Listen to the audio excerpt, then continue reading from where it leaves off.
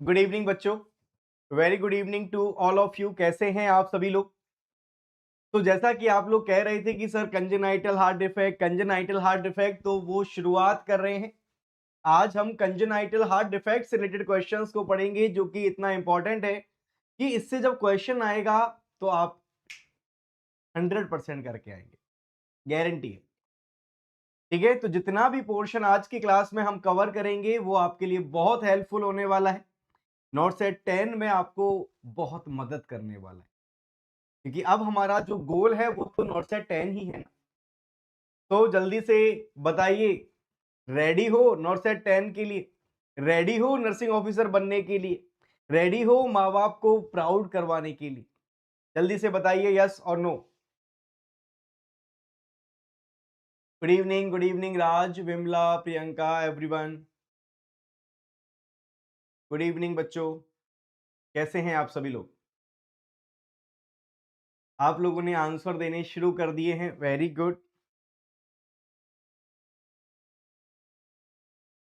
Good evening. और सभी बच्चे ना क्लास को शेयर वगैरह कर दो, जिससे ज्यादा से ज्यादा बच्चे यहाँ पर जुड़ सकें, क्योंकि मैंने आपको जैसा कि कहा था कि पीडियाट्रिक्स को इतने बेहतरीन तरीके से डिस्कस करेंगे इस नोटसेट से पहले। उसकी शुरुआत कर दी गई है, वो क्रम स्टार्ट हो गया है। जो भी टॉपिक आपको दिया जा रहा है वो मोस्ट अपडेटेड है, जहां पर सारी बातें आपको बताई जा रही हैं ना, तो सभी बच्चों तक कंटेंट जाना जरूरी होता है।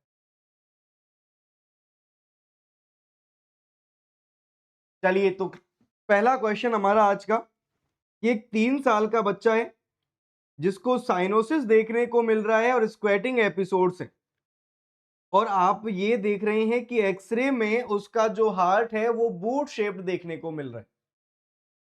रेडी? ओके। तो जल्दी से बताइएगा कि बूट शेप्ड हार्ट आपको कौन सी कंडीशन में देखने को मिलता है। तो हम देख रहे हैं कि आप में से मोस्टली बच्चे सी की तरफ जा रहे हैं, स्टेटोलॉजी ऑफ फेलोट की तरफ जा रहे हैं। और आप जा रहे हैं तो सही ही जा रहे होंगे ना। बिल्कुल करेक्ट आंसर है बच्चों। Answer is C. जहां आप ये देख रहे हो कि आपको क्या देखने मिला, अरे बूट शेप्ड हार्ट देखने को मिलेगा यहां।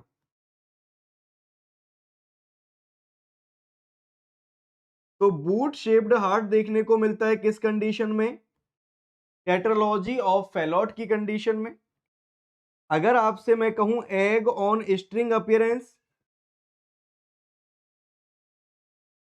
तो ये एग ऑन स्ट्रिंग अपीयरेंस आपको देखने को मिलती है ट्रांसपोजिशनिंग ऑफ ग्रेट आर्टरीज के अंदर। ईजीए का मतलब ट्रांसपोजिशनिंग ऑफ ग्रेट आर्टरीज। ये आप देख रहे हैं स्नोमैन अपीयरेंस, जो कि आप जल्दी ही नर्सिंग ऑफिसर बन जाएंगे। उसके बाद में हो सकता है कि कोई कन्या आपसे दोस्त बन जाए, और जब कन्या आपकी दोस्त बन जाएगी तो फिर आप पहाड़ों में घूमने जाओगे, और वहां पर आप ये खेल खेल रहे होंगे। तो स्नोमैन अपीयरेंस या फिर फिगर ऑफ 8 आप कह देंगे, ये आपको देखने को मिलता है सुप्रा कार्डियक टीएपीवीसी के अंदर।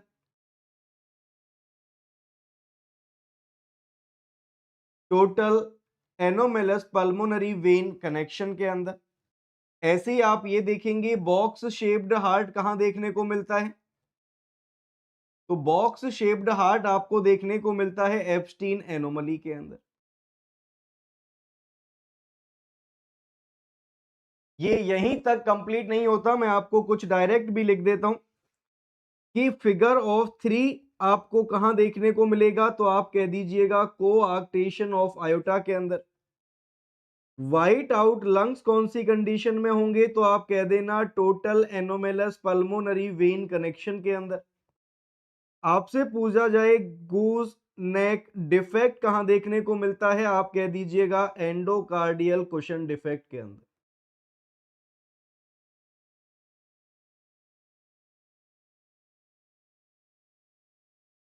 आपसे पूछा जाए वाटर बोतल या फिर फ्लास्क अपीयरेंस कहां होगी, तो आप कह दीजिएगा पेरिकार्डियल इफ्यूजन के अंदर।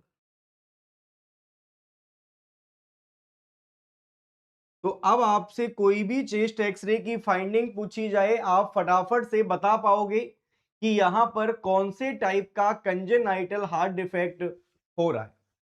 क्या बता पाएंगे क्या आप? बोलिए, क्या ये बात सभी बच्चों को क्लियर है? तो यहां हमसे जब बूट शेप्ड हार्ट पूछा है तो हमारा आंसर क्या निकल के आ जाएगा? सी हमारा आंसर आएगा। समझ आएगा? हम सब करो फटाफट से।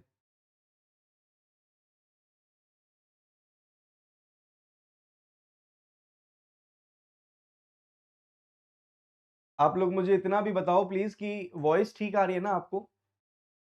मेरा ऑडियो क्लियर है आपको?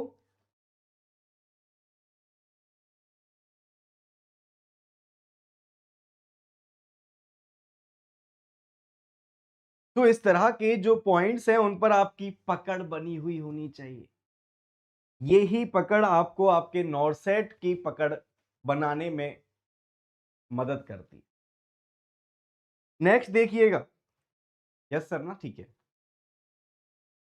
चलो जी, नेक्स्ट क्वेश्चन की तरफ चलते हैं, जहां पर आपसे कहा है कि एक 2 महीने 2 मंथ ओल्ड इन्फेंट है जिसको फीडिंग डिफिकल्टी है, टेकीपीनिया देखने को मिल रहा है, ग्रेड 4/6 सिस्टोलिक मर्मर है। तो अकॉर्डिंग टू नाडास क्राइटेरिया ये कौन सी फाइंडिंग होगी?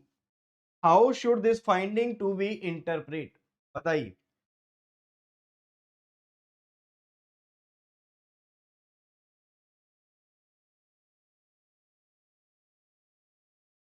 Minor criteria, major criteria, not significant या रिक्वायर्स टू एडिशनल फाइंडिंग? आपको याद होना चाहिए कि हम नाडास क्राइटेरिया को काम में लेते हैं किसके डायग्नोसिस के लिए? कंजेनाइटल हार्ट डिफेक्ट के डायग्नोसिस के लिए। यहां आपको क्या देखने को मिल रहा है कि मेजर क्राइटेरिया के अंदर हम सिस्टोलिक मर्मर को इंक्लूड तो करेंगे, लेकिन कितना? ग्रेड 3 या उससे ज्यादा। इससे कम होगा तो माइनर क्राइटेरिया होगा। इसके अलावा diastolic murmur, cyanosis, congestive heart failure, ये सब मेजर क्राइटेरिया के अंदर आएंगे। माइनर क्राइटेरिया के अंदर सिस्टोलिक मर्मर जब ग्रेड 3 से कम होगा तो हम उसको इंक्लूड करेंगे।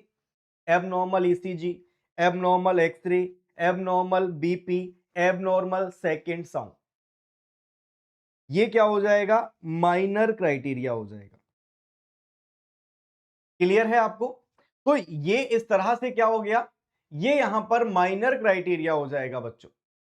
अब आप देखिएगा कि आप क्या कहेंगे कि किस तरह से क्या किया जाए, किस तरह से कंजेनाइटल हार्ट डिफेक्ट को देखेंगे कि जब 2 मेजर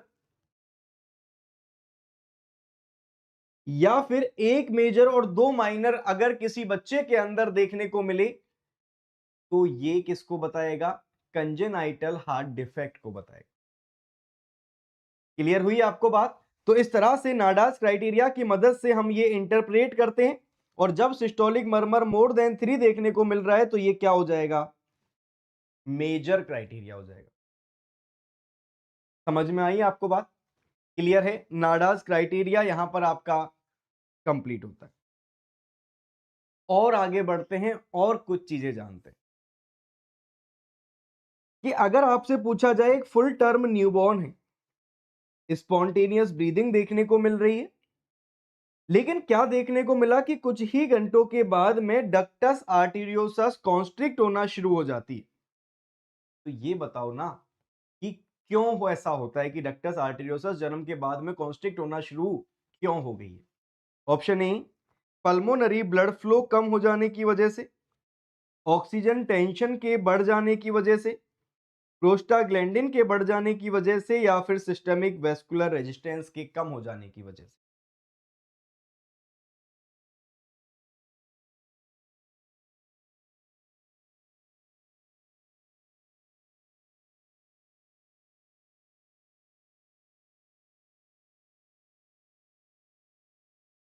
देखिए यहां पर फुल टर्म बेबी की बात की है। अब आप इतना तो जानते हैं कि डक्टस आर्टरियोसस क्या होगा? क्लोज होगा जन्म के बाद में।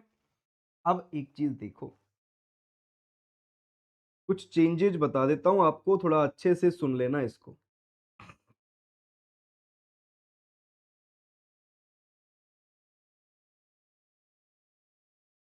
सर्कुलेटरी चेंजेस की बात करेंगे तो आप क्या कहते हो जन्म के समय पर जब प्लेसेंटा कट ऑफ हो जाएगा तो जो अम्बलाइकल ब्लड वेसल्स हैं, अम्बलाइकल ब्लड वेसल्स क्लोज हो जाएंगी, और अम्बलाइकल ब्लड वेसल्स के क्लोज होने की वजह से आपको क्या देखने को मिलेगा? Closure of ductus venosus. ठीक है। दूसरा, आप क्या कह दोगे कि अगर बेबी ब्रीथ करने लगेगा, अरे जन्म के बाद में बच्चा ब्रीदिंग शुरू हो जाएगी, स्पॉन्टेनियस ब्रीदिंग होगी, और ब्रीदिंग होगी तो ऑक्सीजन लंग्स के अंदर जाएगा, ऑक्सीजन लंग्स के अंदर जाएगा तो उसकी वजह से क्या देखने को मिलेगा कि पल्मोनरी वेस्कुलर रेजिस्टेंस कम हो जाता है।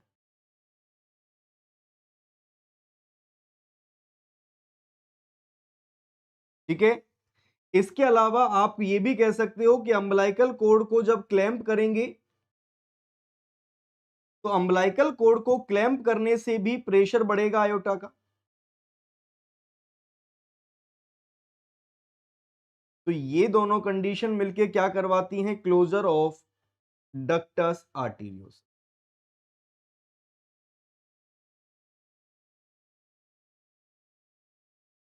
क्लियर?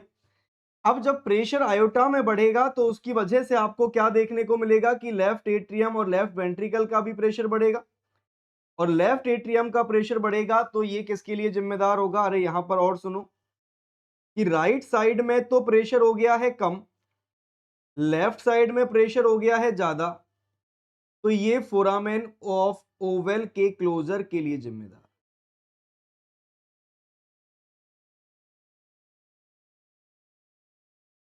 है ना। हाँ जी बिल्कुल, oxygen is a potent vasoconstrictor. तो इस तरह से यहां पर ये कुछ चेंजेज होते हैं जिसकी वजह से आपको डक्टस आर्टेरियोसस, डक्टस विनोसस और फोरामेन ओवल का क्लोजर देखने को मिलता है। तो आप सभी लोगों ने जो आंसर किया है वो बिल्कुल ही गलत किया है। यहां पर ऑक्सीजन टेंशन बढ़ने की वजह से आंसर आएगा, बिल्कुल बी, आंसर चेंज कर दिया आप लोगों ने। पहले जो देखा कि सर जब भी हम डक्टस आर्टेरियोसस की बात कर रहे हैं कहीं ना कहीं हमारे दिमाग में प्रोस्टाग्लैंडिन घुमा हुआ होता है। अरे प्रोस्टाग्लैंडिन क्या करता है? प्रोस्टाग्लैंडिन, बोलिए, ये कॉन्स्ट्रिक्ट होने देगा क्या? नहीं, ये तो पेटेंट रखने के लिए जिम्मेदार है। तो ये आंसर तो आपका ऐसे ही गलत हो गया। ठीक है। जब यहां पर सिस्टम जो वस्कुलर रेजिस्टेंस की बात करेंगे वो फोरामेन ऑफ ओवेल के क्लोजर के लिए जिम्मेदार है। तो यहां पर जब आपसे डक्टस आर्टेरियोसस की बात की गई है तो आपका जो आंसर है वो क्या आ जाएगा? Increased oxygen tension. कैसी गलती कर रहे हो? अब करोगे ये गलती? क्या अब आपको ये चेंजेस अगर कहीं भी पूछ लिए जाए, पूछा गया ये क्वेश्चन अभी रिसेंटली, ठीक है, तो अगर ये पूछा जाए तो गलती तो नहीं कर दोगे सर क्वेश्चन ढंग से नहीं पढ़ा? कोई बात नहीं, यहां जो गलती हो रही है हो जाने दो, हमें इन गलतियों से सीखना ही तो है। और हां बच्चों सुनो, ये भी ध्यान रखो, आप लोगों के लिए जो आप फ्री फ्री फ्री फ्री कहते रहते हो ना, तो एनप्रेप आप लोगों के लिए मिनी टेस्ट लॉन्च कर रहा है जहां पर आपको कुछ अमाउंट ऑफ कुछ क्वेश्चंस मिलेंगे, उनके लिए पर्टिकुलर टाइम पीरियड, जिससे कि आप अपनी प्रैक्टिस को और बढ़ा सकते हो। तो सभी बच्चे जाके एनप्रेप का एप्लीकेशन, जिस भी बच्चे ने अभी तक डाउनलोड नहीं किया, क्यों नहीं किया ये तो नहीं पता है ना, तो फटाफट से कर लो, और जो मिनी टेस्ट आप लोगों के लिए करवाए जा रहे हैं उनको जल्दी से अटेम्प्ट करो और फायदा उठाओ, बेनिफिट लो, सीखो, क्वेश्चन को पढ़ना सीखो, सॉल्व करना सीखो, अपनी कमियों को पहचान के उन कमियों को दूर करना सीखो। ठीक है। तो जिन भी बच्चों के पास में अभी तक एप्लीकेशन डाउनलोड नहीं है, एप्लीकेशन डाउनलोड कर लो, मिनी टेस्ट लॉन्च किए जा रहे हैं आप लोगों के लिए। समझ आई बात? और ये बुक, ये तो रामबाण इलाज है ही आप लोगों के लिए। तो जो भी बच्चा अपनी स्पीड को, अपनी जो रिवीजन को रैपिड करना चाहता है, तो रैपिड रिवीजन नोट्स आपके लिए लॉन्च कर दिए गए। तो जिन भी बच्चों ने अभी तक नहीं लिए हैं ले लो, जिससे कि अपनी पढ़ाई में चार चांद लगा दो। सीख लो कि किस तरह से क्विक रिवीजन किया जा सकता है, लास्ट टाइम एग्जाम के समय पर क्या आपको जरूरत होती है, उस जरूरत को पहचान के ये लॉन्च किया गया। बड़े परेशान हो रहे थे बच्चों, तो इस वजह से ये किया। चलिए अभी बढ़ते हैं आगे।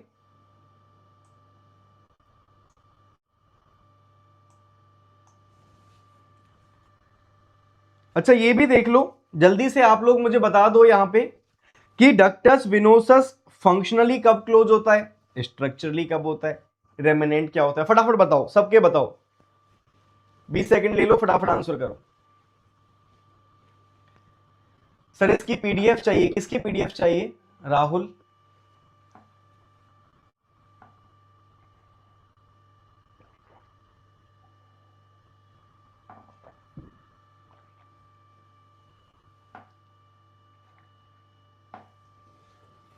सुनी, डक्टस विनोसस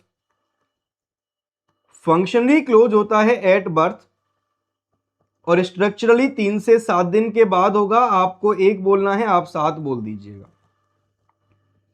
और जो इसका रेमिनेंट बचेगा वो होगा लिगामेंटम विनोसम।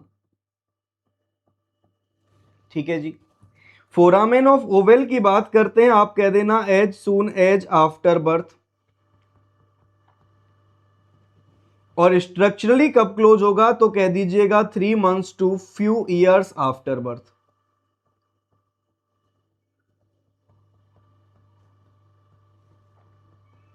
और रेमिनेंट जो बचेगा वो होगा फोसा ओवेलिस।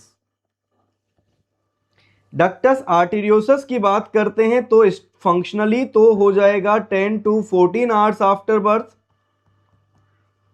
और स्ट्रक्चरली 10 से 21 दिन। रेमिनेंट जो बचेगा वो होगा लिगामेंटम आर्टेरियोसम। समझ रहे हैं आप बात को? ये याद रखने होंगे आप लोगों को। अगर आपसे अम्बलाइकल वेसल्स की भी बात की जाए जिसके रेमिनेंट से क्वेश्चन काफी पूछा जाता है, तो इसमें आप इतना याद रखें पहले तो कि फंक्शनली तो as soon as possible after birth हो जाएगा और स्ट्रक्चरली 5 से 10 दिन लगेंगे। अब अम्बलाइकल वेसल की बात कर रहे हैं तो अम्बलाइकल आर्टरी भी होगी, अम्बलाइकल वेन भी होगा। तो अम्बलाइकल आर्टरी का जो रेमिनेंट बचता है वो होगा मीडियन अम्बलाइकल लिगामेंट और अम्बलाइकल वेन का जो होगा वो होगा लिगामेंटम टेरेस।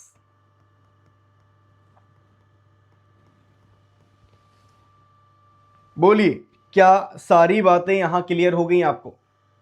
इसमें कोई गलती तो नहीं कर दोगे? बार बार पूछा जाता है तो आपको ये याद रहे हर एक चीज। जैसे अगर आपसे पूछा जाए कि कौन सी स्ट्रक्चर जो है वो लास्ट में क्लोज होती है फंक्शनली,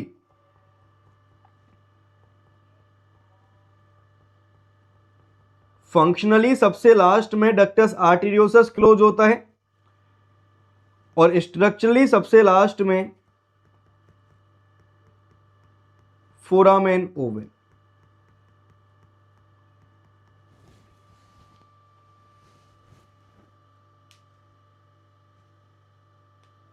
वेरी गुड ज्योति, बहुत अच्छे।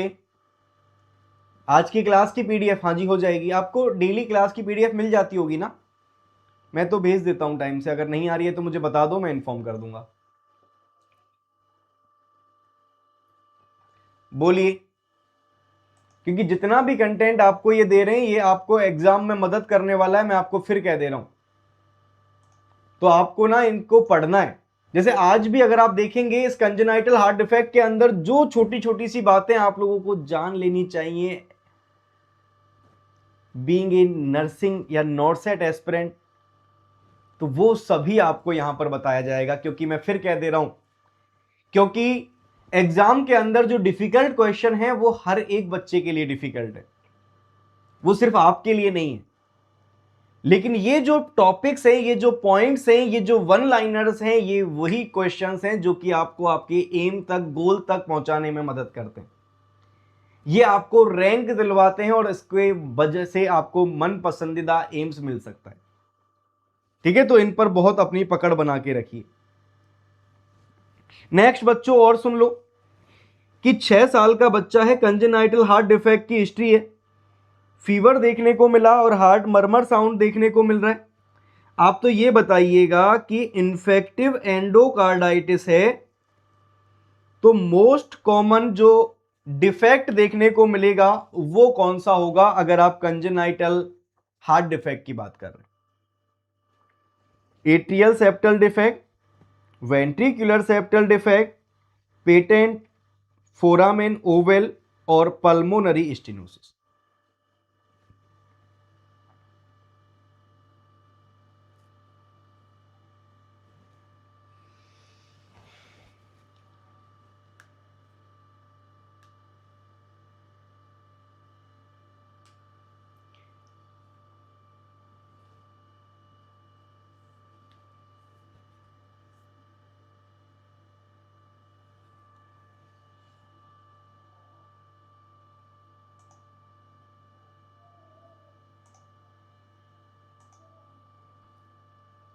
सो यहां पर मैं देख रहा हूं कि बच्चे मोस्टली बी की तरफ जा रहे हैं, जो कि बिल्कुल करेक्ट है बच्चों। यहां पर जो आपका आंसर है वो वेंट्रिकुलर सेप्टल डिफेक्ट हो जाएगा, और अगर आपसे लीस्ट कॉमन पूछा जाता तो आप कह देते एट्रियल सेप्टल डिफेक्ट। ऐसे ही अगर आपसे कंजेनाइटल रुबेला सिंड्रोम के लिए पूछूं तो आंसर करोगे क्या? बताइए, कंजेनाइटल रुबेला सिंड्रोम है तो यहां पर कौन से कंजेनाइटल हार्ट डिफेक्ट से मोस्ट कॉमन एसोसिएशन देखा जाएगा और किससे least common? Very good, patent ductus arteriosus से मोस्ट कॉमन होगा और एट्रियल सेप्टल डिफेक्ट से लीस्ट कॉमन। मैं आपको कुछ बातें और बताने का मन है जो कि रिपीटेडली पूछे जाते हैं, अच्छे से सुनते चलिएगा। अगर आप बताना चाहेंगे तो और भी मजा आ जाएगा। बताइए, जब आपसे पूछा जाए डाउन सिंड्रोम के बारे में,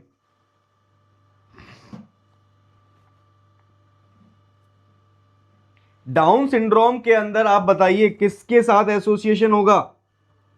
आप कह देना एंडोकार्डियल कुशन डिफेक्ट के साथ। मेजरली क्या?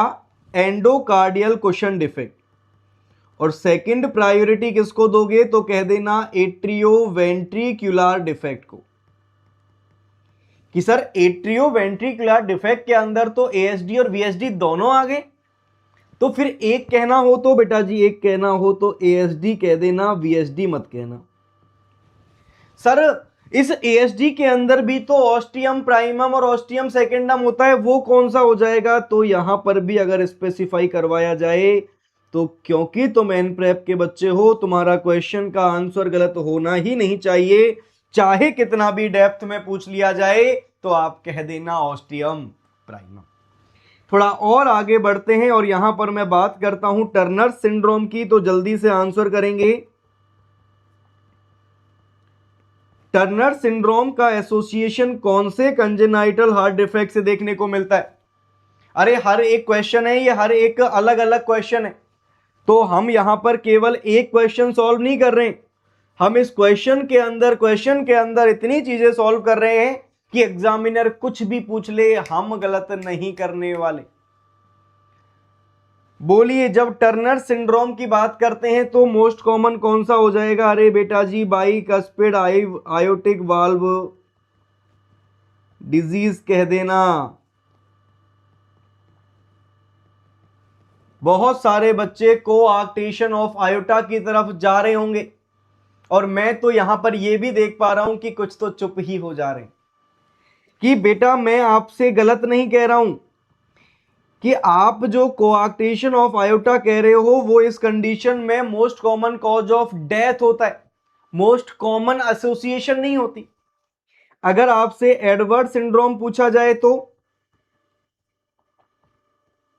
बताइएगा, अगर आपसे पटाओ सिंड्रोम पूछा जाए तो बता दीजिएगा, अगर आपसे नूनन सिंड्रोम पूछ लिया जाए तो ये भी बता देना भाई, इन्फेंट ऑफ डायबिटिक मदर पूछ लिया जाए तो ये भी बता देना। तो एडवर्ड सिंड्रोम के अंदर कह देना वेंट्रिकुलर सेप्टल डिफेक्ट को प्रायोरिटाइज करोगे। पटाओ के अंदर भी वेंट्रिकुलर सेप्टल डिफेक्ट होता है, और क्वेश्चन जो यहां से आता है वो नूनन सिंड्रोम का पूछा जाएगा, इसका एसोसिएशन पल्मोनरी स्टेनोसिस के साथ होता है बच्चों। इन्फेंट ऑफ डायबिटिक मदर का आप बताइए फटाफट। क्या आप बच्चे ये सारी बातें पढ़ चुके थे, आपका ध्यान नहीं है कि सर सारी तो नहीं सर, कुछ कुछ बता पा रहे हैं, पल्मोनरी स्टेनोसिस बता दिया। Good evening Manish, good evening. बच्चे लेट हो गए, आधा घंटा क्लास हो चुकी है। तो इन्फेंट ऑफ डायबिटिक मदर के लिए भी सुनना कि मोस्ट कॉमन तो कह दोगे वेंट्रिकुलर सेप्टल डिफेक्ट, और मोस्ट स्पेसिफिक कह दोगे ट्रांसपोजिशनिंग ऑफ ग्रेट आर्टरीज। आपसे पूछा जाए फीटल एल्कोहल सिंड्रोम के अंदर क्या आंसर कर दोगे? अरे कह दो ना, नेक्स्ट क्वेश्चन पढ़ने चले जाओगे वरना नालायक हो, मुझे पता है।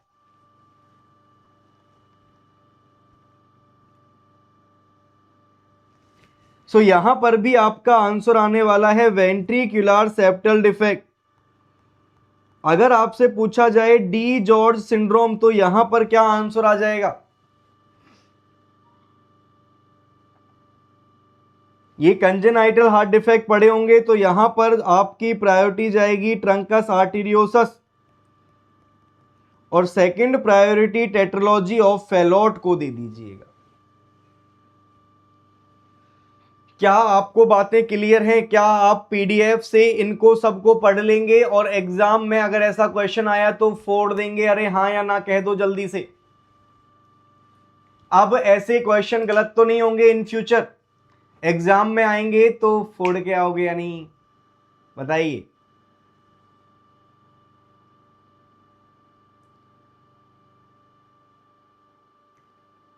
हाँ जी, सब नोट कर लेना।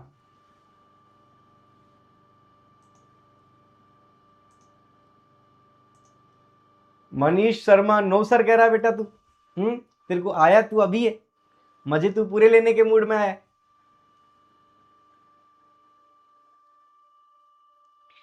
चलिए जी आगे बढ़ जाएं।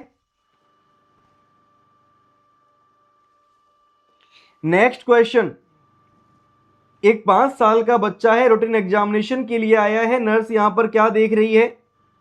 Wide fixed split S2 sound यहां पर देखने को मिल रहा है, जो कि रेस्पिरेशन के साथ वेरी नहीं कर रहा है। तो इस कंडीशन में कौन सी कंडीशन है ये बताइएगा। नो सर तब लिखा था कि गलती नहीं करूंगा। अच्छा अच्छा ठीक है, गलती करनी ही नहीं है, गलती की गुंजाइश ही नहीं है। गलती तो वो बच्चे करते हैं जिनके पास और 6 महीने हैं पढ़ाई करने के लिए। हमें तो नॉट सेट 10 देना है, सेलेक्ट होना है, आगे फिर और बढ़ेंगे, कुछ और करेंगे। अब ये प्रिपरेशन ही थोड़ी करते रह जाएंगे। और भैया एज ए टीचर मुझे भी ना एक बच्चे को एक ही बार पढ़ाने में मजा आता है। अब दूसरी बार मैं पढ़ाऊंगा तो जो मैंने कहानियां सोची हुई हैं, एक पर्टिकुलर टॉपिक को मैं पढ़ाता हूं तो हर बैच में कहानियां थोड़ी लेके आऊंगा। एक दो कहानी ऐड कर देंगे, एक दो कहानी मॉडिफाई कर देंगे, बाकी कहानियां तो सेम ही है, बाकी किस्से तो सेम ही है। तो फिर मैं बार बार रिपीट करूंगा तो मैं अलग अलग बच्चों के साथ करना चाहूंगा ना। तो मैं तो भैया एक ही बार पढ़ाना चाहता हूं एक बच्चे को। यहां पर आप देखिए wide fixed split S2 sound की बात की गई है और इसमें बच्चे गलती कर रहे हैं, मुझे मालूम है। तुम में से एक ने गलती करी, बाकी सारे भेड़ चाल वाले हैं। वो अपना दिमाग लगाना ही बंद कर देते हैं। वो उनका कॉन्फिडेंस ही पता नहीं किस तरह का है कि अगर 2 बच्चों ने आंसर गलत किया तो तीसरे को लगता है यही वाला सही होगा, तभी तो ये 2 कर रहे हैं। तो आप में से जो मोस्टली बच्चे हैं उन्होंने आंसर यहां पर किया है पेटेंट डक्टस आर्टरियोसस, और इस तरह से आपको मिलते हैं -1/3।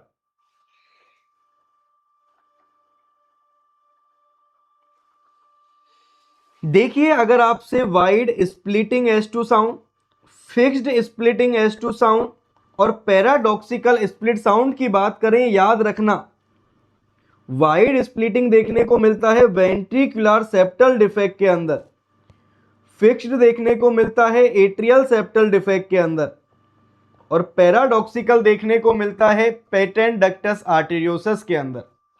पेटेंट डक्टस आर्टेरियोसस के लिए आप ये भी कह सकते हो कि यहां पर लाउड कॉन्टिन्यूअस मशीनरी मरमर देखने को मिलता है।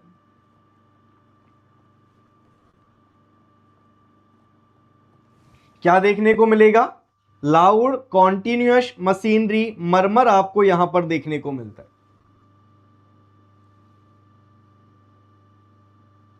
हाँ जी, कॉन्टिन्यूअस मशीनरी मरमर आती है, बिल्कुल प्रियंका।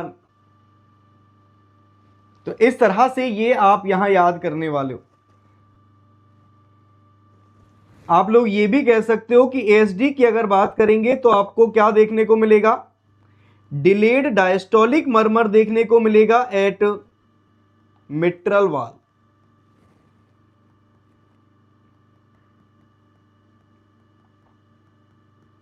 और वेंट्रिक्युलर सेप्टल डिफेक्ट की बात करेंगे तो यहां पर डायस्टोलिक मरमर देखने को मिलेगा एट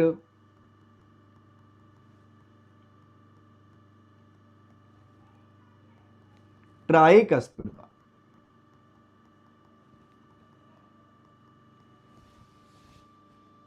डन सर, मेरा तो अभी तक रजिस्ट्रेशन ही नहीं आया। रजिस्ट्रेशन तो आ जाएगा। नॉट सेट 10 में नहीं तो आप तो प्रिपरेशन ही फिर 11 को सोच के कर रहे होंगे ना। तो फोकस क्लियर होना चाहिए, गोल क्लियर होना चाहिए। जैसे नॉट सेट 10 का जिसका गोल है वो उस अकॉर्डिंग अपनी पढ़ाई को गति दे, और जिनका 11 गोल है वो धीरे धीरे धीरे धीरे लगे रहें, कछुआ वाली चाल चलते रहें, जिससे कि जब नॉट सेट 11 आए तो निकाल दो, है ना। गोल पता होना चाहिए कि नॉट सेट 10, नॉट सेट 11, जिससे क्या होता है, एक पाथ मिल जाता है, एक डायरेक्शन मिल जाती है कि किस तरह से हमें चलना है। चलो, अब गलती तो नहीं करोगे आगे। यहां पर जो आंसर है वो क्या आ गया? Wide fixed split S2 sound की आपसे बात की है तो एट्रियल सेप्टल डिफेक्ट आपका आंसर होगा। नेक्स्ट आगे बढ़ते हैं और बातें जानते हैं कि 3 महीने का बच्चा है, लार्ज वेंट्रिक्युलर सेप्टल डिफेक्ट है, टेकीपिनिया देखने को मिल रहा है, डायफोरेसिस है during feeding, poor weight gain है, तो यहां पर जो प्रायोरिटी नर्सिंग इंटरवेंशन है वो क्या हो जाएगा, बताइएगा।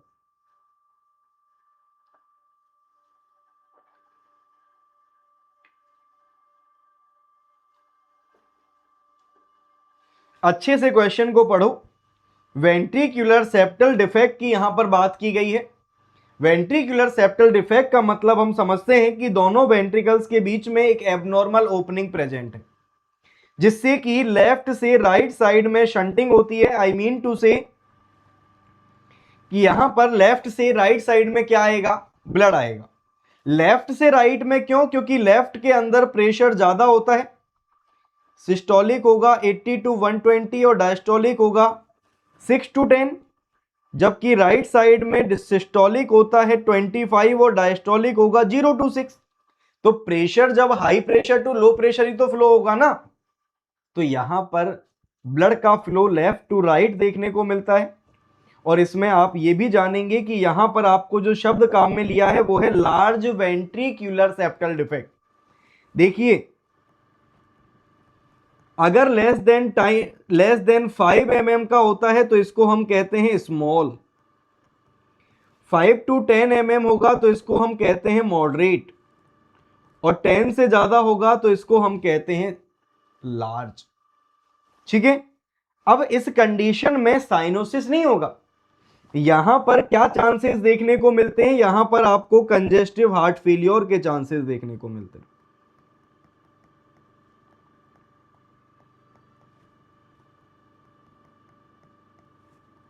ना। ब्लड यहां जमा हो जाएगा, कार्डियोमेगेली आपको देखने मिल जाएगा। समझे आप? पल्मोनरी एडिमा चांसेस, अरे क्या होता है यहां पर, पल्मोनरी फ्लो बढ़ जाएगा क्योंकि लेफ्ट साइड से भी राइट साइड में ब्लड आ रहा है, और जो inferior vena cava, superior vena cava, coronary sinus इनसे आ रहा है वो अलग है। तो यहां पर पल्मोनरी फ्लो बढ़ जाएगा और ये फाइनली पल्मोनरी कंजेशन को लीड कर सकता है।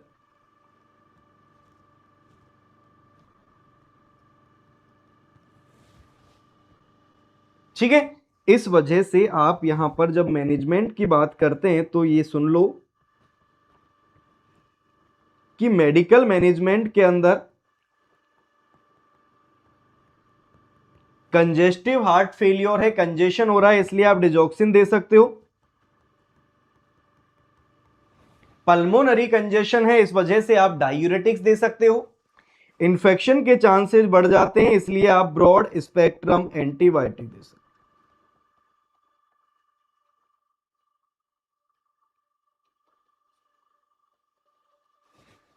ठीक है। और जब आपसे सर्जिकल मैनेजमेंट की बात की जाए तो आप कह देना कि डेक्रोन पैच लगा देंगे और पैच लगा के इसको सर्जरी करके इस एबनॉर्मल ओपनिंग को बंद कर देंगे। तो आपको ये समझ आया, तो अब क्वेश्चन के आंसर पर चलते हैं। ओरल इंटेक को रेस्ट्रिक्ट करने से कुछ नहीं होगा। यहां पर आप क्या देने वाले हो, यहां पर आप डायूरेटिक दोगे। ट्रेंडलन वर्क पोजीशन थोड़ी देंगे, पहले ही कंजेस्टिव हार्ट फेलियर हो रहा है। ठीक है, विग्रस एक्टिविटी को नहीं भैया, फिर दिक्कत हो जाएगी। तो इस तरह से आप यहां पर इस क्वेश्चन का जो आंसर है वो क्या करने वाले हैं, B will be your correct answer. हाँ जी प्रियंका, बिल्कुल डिजॉक्सिन दे सकते हैं कंजेस्टिव हार्ट फेलियर के लिए। फ्रोसेमाइड काम में लेते हैं जो कि डायूरेटिक होता है, लो लिख देते हैं।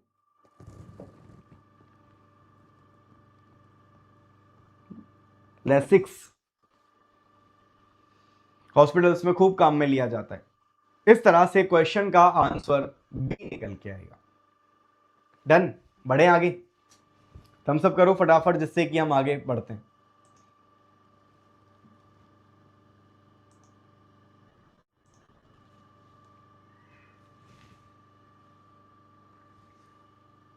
अरे ये तो आप बता देने वाले हो, ये तो आप बहुत अच्छे से बता दोगे, फटाफट बोलो। एक प्री मैच्योर नियोनेट है जिसको निकू के अंदर रखा गया, यहां पर कॉन्टिन्यूअस मशीनरी मरमर देखने को मिल रहा है, तो कौन सा रिस्क फैक्टर जो है वो यहां पर मोस्ट कॉमन होता है। जल्दी से, इस क्वेश्चन में क्या होता है, ऐसे क्वेश्चंस में जो परेशानी आती है वो ये है कि हम उस कंडीशन को असेस नहीं कर पाते, हम डायग्नोज ही नहीं कर पा रहे हैं कि एक्चुअल में कंडीशन क्या है। तो पहले तो मुझे ये बताओ कि कंडीशन क्या है ये, कि जहां पर आपको कॉन्टिन्यूअस मशीनरी मरमर देखने को मिल रहा है, ये कौन सी कंडीशन है। पेटेंट डक्टस आर्टेरियोसस अभी बताया था मैंने आपको। तो पेटेंट डक्टस आर्टेरियोसस के अंदर आपसे कहें रिस्क फैक्टर के बारे में, तो सुन लेना, pre term baby, pre maturity कह दो, फीमेल में ज्यादा होगा मेल की तुलना में। अगर मदर प्रेगनेंसी के दौरान कह दे कि सब जाए भाड़ में, मैं तो चली पहाड़ में, है ना, कि भैया मैं तो हायर एल्टीट्यूड पर जा रही हूं, मुझे तो पहाड़ों में घूमना है, तो फिर उस कंडीशन में पेटेंट डक्टस आर्टेरियोसस हो सकता है। अगर मदर प्रोस्टाग्लैंडिन्स ले रही है तो उस कंडीशन में हो सकता है। और कंजेनाइटल रूबेला सिंड्रोम को भी तो हमने अभी पढ़ा है। ये सभी यहां पर एज ए रिस्क फैक्टर देखने को मिलते हैं। पेटेंट डक्टस आर्टेरियोसस वो कंडीशन है जहां पर डक्टस आर्टेरियोसस पेटेंट रह जाता है, क्लोज नहीं हो पाता, और ये ए साइनोटिक टाइप का कंजेनाइटल हार्ट डिफेक्ट होता है। तो जब आप इस क्वेश्चन की तरफ जाएंगे तो हमारे इस क्वेश्चन का आंसर पोस्ट टर्म नहीं, pre term will be your correct answer. Clear. ऐसे बहुत सारी मदर हैं जिनको लगता है कि नहीं, मुझे ना अपनी प्रेगनेंसी को एंजॉय करना है। अब एंजॉय करने में भी पहले नॉलेज की जरूरत होती है। जैसे हमने आपको कल भी पढ़ाया था कि यार एक एज के बाद में अगर बेबी प्लान किया गया तो प्रीटर्म होने के चांसेस बढ़ जाते हैं, मैच्योर नहीं होगा बच्चा, डाउन सिंड्रोम के चांसेस बढ़ जाते हैं। तो अगर कोई व्यक्ति कहे कि यार मुझे ना 35 साल 40 साल की उम्र तक अपने जीवन को जीना है ना, कि सर मुझे तो ना बहुत घूमना है, मुझे अपना करियर बनाना है, ये है वो है, तो एग्स फ्रीज करवा लो ना। तो ऐसे वो नॉलेज होनी जरूरी है। ठीक है।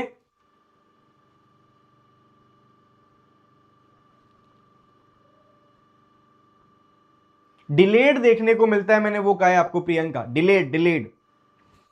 चलो जी,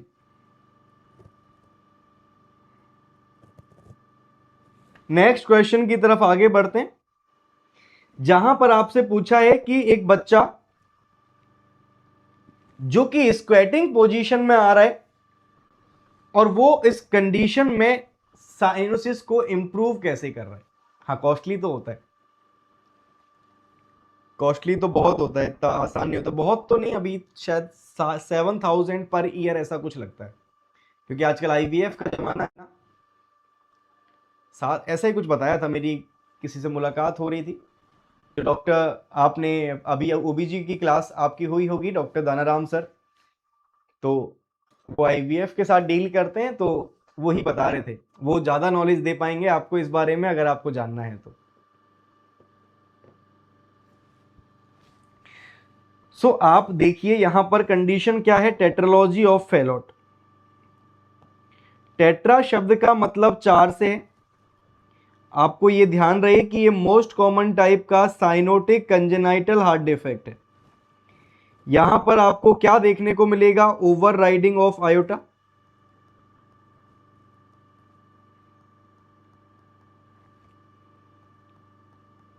पल्मोनरी स्टेनोसिस, एक्चुअल में सब पल्मोनरी होता है, पल्मोनरी आर्टरी से थोड़ा, आर्टरी जो है वहां से थोड़ा सा नीचे की तरफ होगा, बाल्ब से नीचे की तरफ। राइट वेंट्रिक्युलर हाइपरट्रॉफी होगी और वीएसडी देखने को मिलेगा।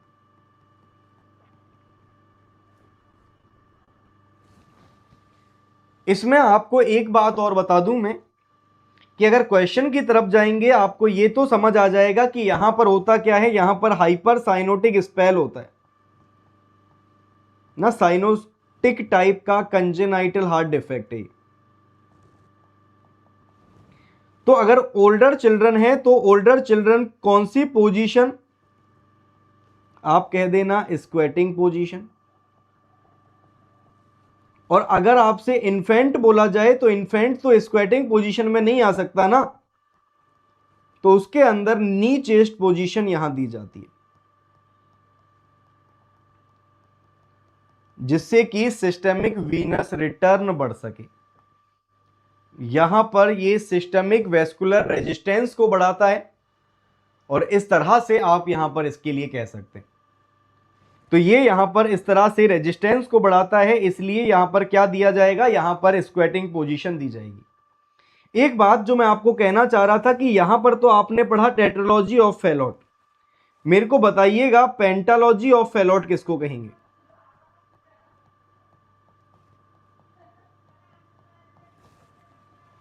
बताइए। हाँ जी, हार्ट पर ब्लड जो लोड है वो कम हो जाता है, उस लोड को कम करने के लिए आप ये पोजीशन देते हो। आप ये भी कह सकते हो कि तुरंत अगर आपसे पूछा जाए कि टेट्रोलॉजी ऑफ फेलोट का मैनेजमेंट करने जा रहे हैं और इमीडिएट मैनेजमेंट क्या है, तो वो पोजीशनिंग है। हाँ जी बिल्कुल, tetralogy of Fallot plus ASD, plus ASD, ये क्या है, पेंटालॉजी ऑफ फेलोट। अच्छा, आपसे अगर ट्राइलॉजी ऑफ फेलोट पूछा जाए तो,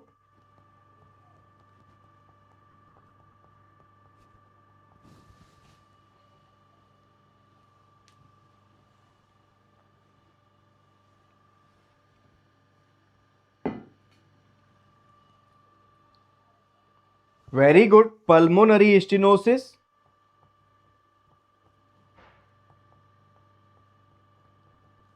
plus ASD plus right ventricular hypertrophy.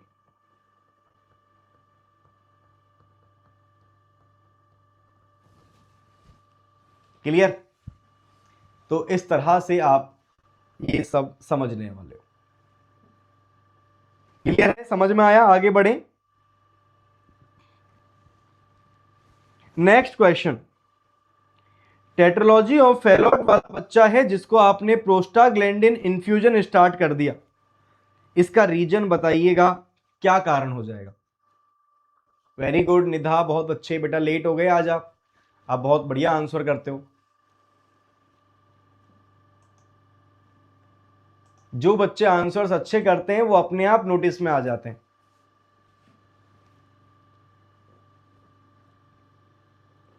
जैसे मनीष, ये मनीष शर्मा काफी मेहनती बच्चा है। तो प्रोस्टाग्लैंडिन्स किस लिए काम में लिए जाते हैं? प्रोस्टाग्लैंडिन्स में भी मैं आपको बता देता हूं, पीजीई1 की बात हो रही है, एल्प्रास्टेडिल की बात हो रही है कि ये क्या करेगा, ये पेटेंट डक्टस आर्टेरियोसस को मेंटेन करने में मदद करेगा, ये डक्टल पेटेंसी को मेंटेन करके और ऑक्सीजनेशन को इंप्रूव करने में मदद करता है।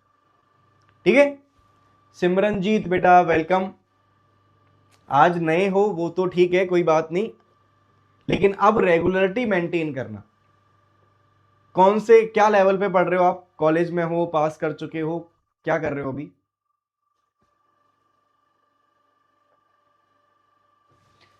देखो मैं आपको अगर टेट्रोलॉजी ऑफ फेलोट के अंदर कुछ शंट भी बता देता हूं ना, पैलिएटिव केयर के लिए आपको शंट काम में लेते हैं यहां पे। आप इसको याद रखिएगा कि बड़ा बाप का बेटा सैड होता है। क्या बड़ा बाप सैड? आई मीन टू से बड़ा मतलब ब्लेलॉक टॉसिंग शंट,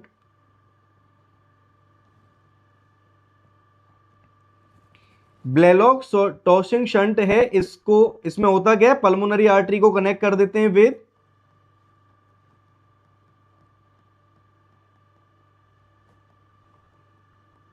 सब क्लेवियन आर्टरी।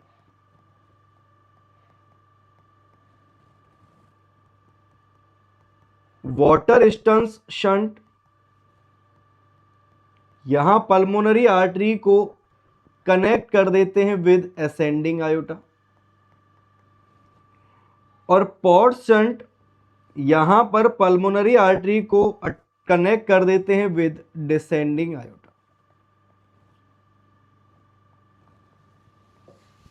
तो कैसे याद रख लोगे? याद रखने का तरीका है बड़ा वाप सेट, है ना। ये कुछ भी जब भी ऐसी कुछ बातें कही जाएं, जब भी कुछ नेमोनिक्स बनाए जाएं, तो अपने अकॉर्डिंग कुछ भी बना लिया करो, जिससे कि कुछ चीजें याद रखना है, उसका तरीका केवल चीजों को याद रखना है। कि कॉलेज में हूं, अच्छा ठीक है, अभी प्रिपरेशन को कंटिन्यू करो। ये कॉलेज टाइम में जब आप क्लासेस देखोगे, अभी यहां पर ये स्टडी और कॉलेज में अंतर होता है, काफी अंतर होता है। वहां थोड़ा सा ऊपर ऊपर से पढ़ा देते हैं, आई मीन टू से कि बहुत ज्यादा डेप्थ में नहीं जाते। यूनिवर्सिटी एग्जाम में बच्चे को बैठना है, पढ़वाने पर ज्यादा ध्यान दिया जाता है। ये प्रॉब्लम है, होगी, ठीक होगी, धीरे धीरे ठीक होगी, करेंगे मिलके, ठीक करेंगे इस कंडीशन को।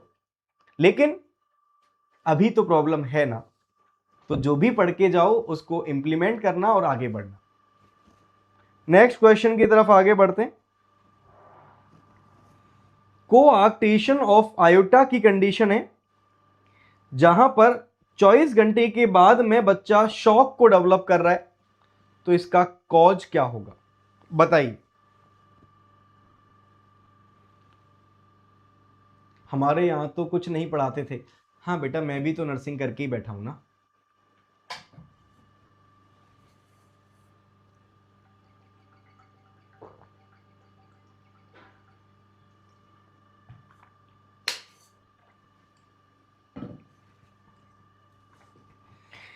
बताइएगा, शॉक की कंडीशन है, क्या कारण इसका हो सकता है?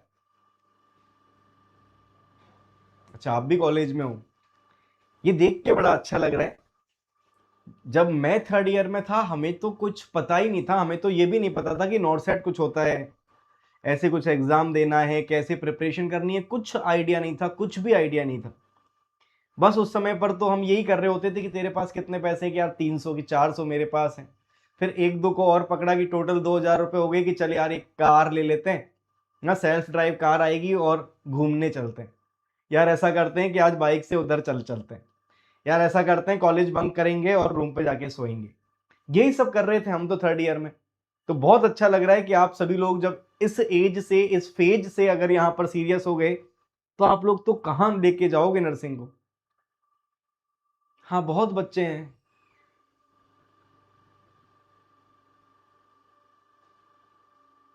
अच्छा ओके, बहुत बढ़िया बहुत बढ़िया। तो बेटा आप लोगों को वो डिफरेंस फील होता होगा ना, कि कॉलेज और यहां पर क्या डिफरेंस है, उसको समझ लो। अगर इस समय पर ये सारी चीजें समझ आ जाती हैं तो एग्जाम, जैसे कॉलेज पास होगा तो एग्जाम दोगे ना, उसमें बहुत फायदा मिलता है। ठीक है, चलिए जी। तो यहां पर कोआक्टेशन ऑफ आयोटा के अंदर पल्मोनरी एम्बोलिज्म नहीं होगा, डक्टस आर्टरियोसस क्लोज नहीं होगा। यहां पर क्या देखने को मिलेगा, जो सिस्टमिक वेस्कुलर रेजिस्टेंस है वो कम देखने को मिलेगा। कोआक्टेशन का मतलब क्या होता है, जहां पर आपको डिसेंडिंग आयोटा की नैरोइंग देखने को मिलती है। क्या होता है यहां पर, नैरोइंग ऑफ डिसेंडिंग आयोटा। अब जब नैरोइंग ऑफ डिसेंडिंग आयोटा होगा, हाँ जी हाँ जी, ठीक है, कंटिन्यू करना है। यहां पर जब ऐसा होगा तो उसकी वजह से आपको क्या देखने को मिलेगा, low blood supply to lower body parts और हाई ब्लड सप्लाई टू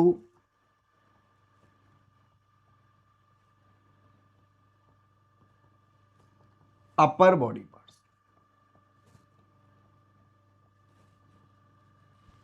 ठीक है, मतलब लोअर बॉडी पार्ट्स के अंदर तो आपको हाइपोटेंशन देखने को मिलेगा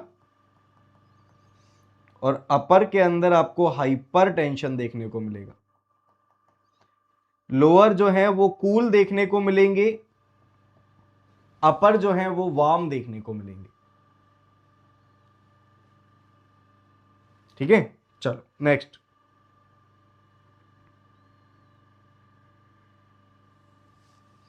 नेक्स्ट और आज का हमारा लास्ट क्वेश्चन है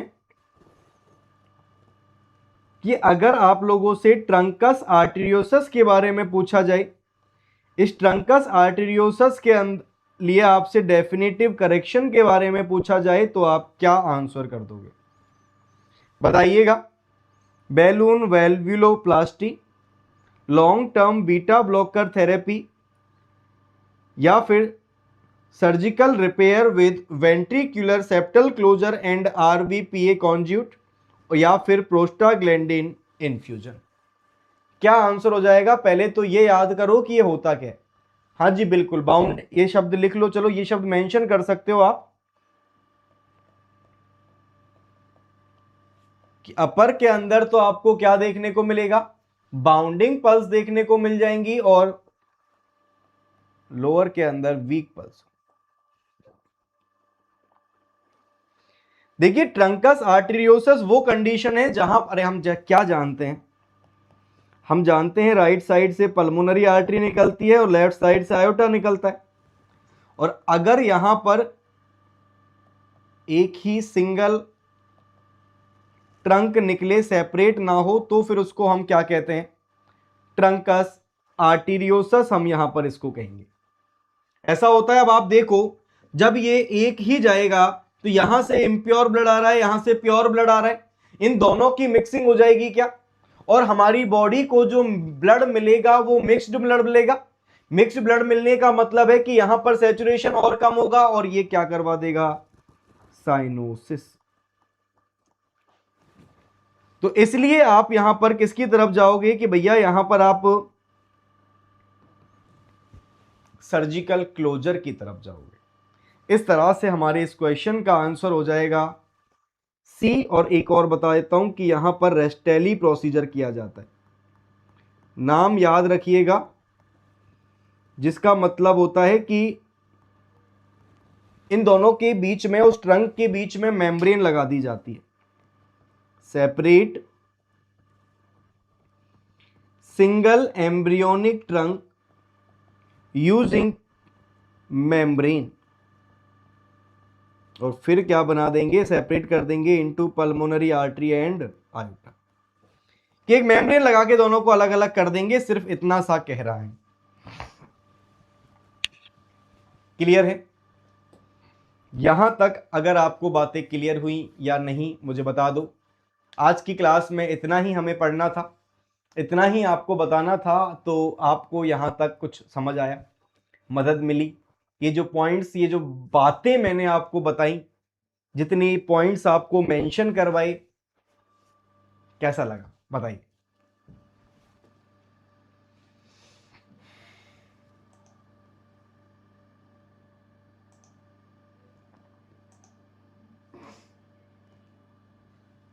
सर नेक्स्ट टॉपिक कुछ और बहुत बेहतरीन लेके आएंगे, चिंता ना करें। अभी तो खैर मेरी 5-7 दिन क्लास नहीं होगी, मैं घर जा रहा हूं ना काफी दिनों के बाद। सर एक क्लास जेनेटिक डिसऑर्डर पर ले लेंगे। चलो डन, ये करते, क्रोमोसोमल एबनॉर्मलिटीज पढ़ाएं आपको। चलो जल्दी से सर, अब कोई क्वेश्चन गलत नहीं होगा इस टॉपिक से। चल बहुत बढ़िया, देखते हैं क्लास टाइमिंग क्या है। सर बेटा डेली 4 बजे होती है।